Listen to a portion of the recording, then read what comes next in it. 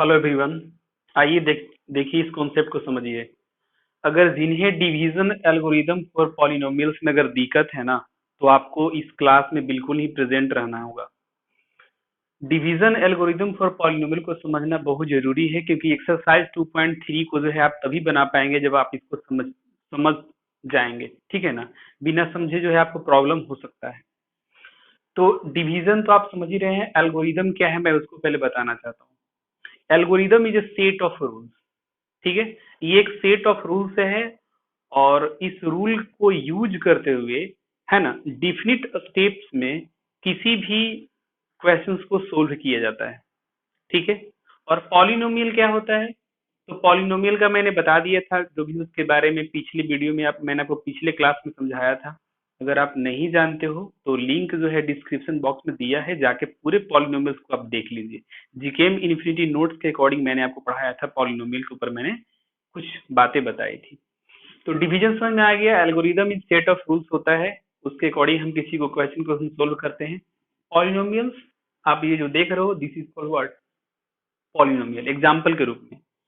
अब division algorithm for polynomial, मतलब अभी डिवीजन एल्गोरिदम को हम लोग को समझना है पॉलिनोमियल के लिए। लेकिन डिवीजन एल्गोरिदम को पॉलिनोमियल के लिए समझने के लिए सबसे पहले हम यहाँ पे इस नंबर में ध्यान से देखते हैं। ठीक है। जब अगर मुझे 5 से 23 में डिवाइड अगर करना हो, तो 5 4 जा 20। ठीक है। और 23 में से 20 को सब्ट्रैक्ट करेंगे तो 3 हो जाएगा। ये हमारा डिवाइजर है, ये हमारा क्वेसेंट है 23, है ना। ये सॉरी डिविडेंड है, ये 23 के हमारा डिविडेंड है। और 4 जो है हमारा क्या है, ये क्वेसेंट है। 3 हमारा रिमाइंडर हो गया। तो जो फार्मूला आप जूनियर क्लास में जो है ना, छोटे मतलब बचपन में पढ़े होंगे कि dividend is equal to divisor into quotient quotient plus remainder. तो इसके अकॉर्डिंग क्या हम करते हैं, हमारा जो डिविडेंड यहाँ पे 23 है, 23 यहाँ पे पुट कर दिए।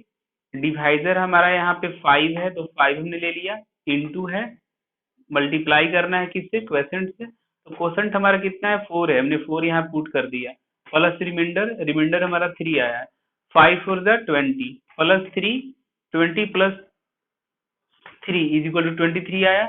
तो ये हमारा इस divisor into quotient plus remainder के अकॉर्डिंग 23 आया। और ये 23 जो है हमारा, ये डिविडेंड दिया हुआ था, तो ये दोनों जो है एलएचएस बराबर आरएचएस हो गया। इस फॉर्मूले के अकॉर्डिंग जो है आपने ये फॉर्मूले को पढ़ा होगा। तो ठीक इसी फॉर्मूले का इस्तेमाल करके, यही जो हमारा जो फंक्शन है, जो प्रोसेस है, इसका इस्तेमाल करके जो है हम लोग जो है डिवीजन एल्गोरिदम फॉर पॉलिनोमियल को इसमें समझेंगे। ठीक है। तो यहाँ पे ध्यान देने वाली बात है कि अगर वो समझ में आ गया है ना, तो ठीक उसी तरह से जैसे यहाँ पे नंबर्स वगैरह को इस्तेमाल करके जो है हम इस फॉर्मूले पे जो है वेरीफाई करते हैं, और डिवीजन जो चेक करने का जो प्रोसेस है वो यही फार्मूला है। इसी के अकॉर्डिंग हम लोग डिवीजन चेक करते हैं। जूनियर क्लास में आपने स्टडी किया होगा, इस फार्मूले का इस्तेमाल करके जो हम किसी भी डिवीजन को चेक करते थे। 2 3 4 क्लास में जो आप स्टडी करते थे, है ना, उसमें। तो इसी फार्मूले का इस्तेमाल करके जो है नंबर को ना लेकर के पॉलिनोमियल को वहां पे हम लेंगे, और ये देखेंगे कि वाकई में जो है वो डिवीजन को खुद से वेरीफाई कर सकते हैं, चेक कर सकते हैं। तो वो तब ना जब आप ये डिवीजन एल्गोरिदम को समझेंगे। अभी मैं यहाँ पे पॉलिनोमियल्स जो है ये मैंने लिया है x square plus 2x plus 1। और ये हमारा यहाँ पे एक पॉलिनोमियल है 3x cube plus x square plus 2x plus 5। अब इस पॉलिनोमियल का मैंने नाम जो है लेट किया है gx है, ये डिवाइजर के प्लेस पे है। और हमारा जो डिविडेंड के प्लेस पे जो पॉलिनोमियल लिखा हुआ था उसने यहाँ पे px लेट किया है। ठीक है। तो इस पॉलिनोमियल से जब इसमें मैं डिवाइड करता हूँ, तो हमारा जो ये कोसेंट है वो 3x माइनस 5 आता है। ये हमने यहाँ पे क्यूएक्स इसको लिया है। क्यूएक्स ये भी एक पॉलिनोमियल ही है। इस पॉलिनोमियल को मैंने क्यूएक्स लिया है, शॉर्ट नाम मैंने इसलिए लिया है ताकि मुझे समझाने में आपको आसानी हो सके। बार बार ये पॉलिनोमियल इतना बड़ा ना बोल के अगर मैं क्यूएक्स बोलूँ तो आप समझ जाएंगे। ठीक है ना। ये डिवीजन कैसे हुआ है इसके ऊपर अभी सोचना नहीं है, क्योंकि ये मैं आपको एक्सरसाइज 2.3 के जो फर्स्ट क्वेश्चन है उसमें मैं बताऊंगा कि कैसे जो है डिवीजन हम लोग पॉलिनोमियल का करते हैं। बस यहाँ पे आपको डिवीजन एल्गोरिदम फॉर पॉलिनोमियल मेरे को समझाना है।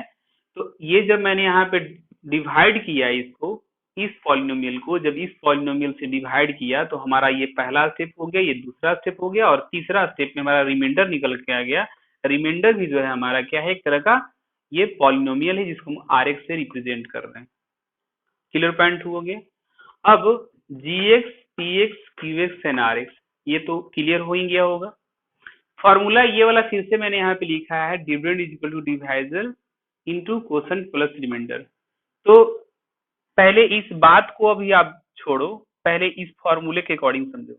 जब इस डिवाइजर को जब इस कोसेंट से मल्टीप्लाई करोगे और मल्टीप्लाई करने के बाद जो आएगा उसमें अगर आप इस रिमाइंडर को ऐड करते हो तो इस डिविडेंड के इक्वल हमारा रिजल्ट आ जाएगा। ठीक है ना। तो इसी बात को हमने जो यहाँ पे इसको G X, P X, Q X और आर एक्स जो हमने लेट किया है, तो उसके अकॉर्डिंग जो है मैंने यहाँ पे दिखाना चाह रहा हूँ कि अगर डिविडेंड हमारा पी एक्स है तो ये पी एक्स हमारा आएगा कैसे, जब डिवाइजर अगर हमारा क्या हो जी एक्स और क्वेसेंट अगर क्यू एक्स, जी एक्स और क्यू एक्स को क्या करेंगे, मल्टीप्लाई करेंगे, और मल्टीप्लाई करने के बाद जब रिमाइंडर अगर उसमें आर एक्स को ऐड करते हैं तो वो पी एक्स के क्या होगा, इक्वल हो जाता है, यानी कि पी एक्स हमारा आ जाता है। और यही ऑल ओवर जो रिजल्ट ये आपने स्टडी किया ना, ये रिजल्ट कहलाता है क्या, डिवीजन एल्गोरिदम फॉर पॉलिनोमियल। बहुत बड़ा कॉन्सेप्ट नहीं था कि आप समझते समझते थक जाएंगे, समझ नहीं आएगा।